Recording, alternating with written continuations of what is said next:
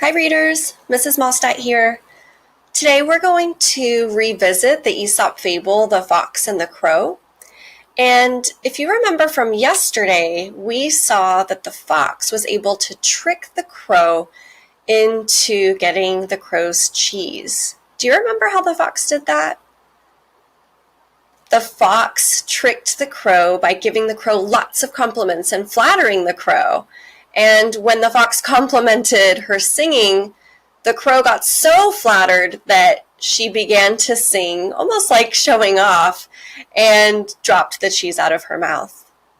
So readers, today I want to teach you that by thinking about the mistakes that our characters make, we can learn the lessons that the author is trying to teach us.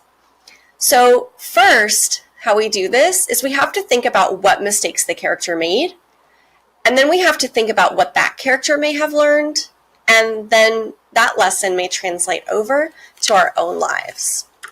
So take a look here. Mistakes can lead to lessons. So the story that we're thinking about today is The Fox and the Crow. So let's think about the crow's mistake. Well, their mistake was they became flattered, which caused them to forget about the food in their mouth.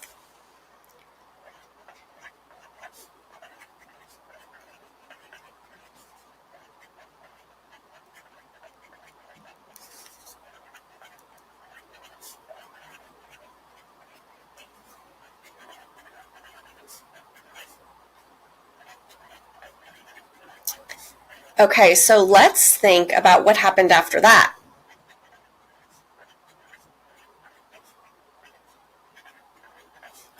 Because the crow became flattered, which caused them to forget about the food in her mouth, she then did what? She sang and dropped the food. So crow sang and dropped her food. And then the fox was able to snatch it up and eat it.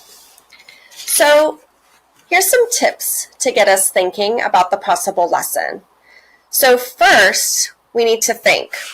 What do you think the character learned? So let's think about that. What do you think that Crow learned from that? I'm thinking maybe they learned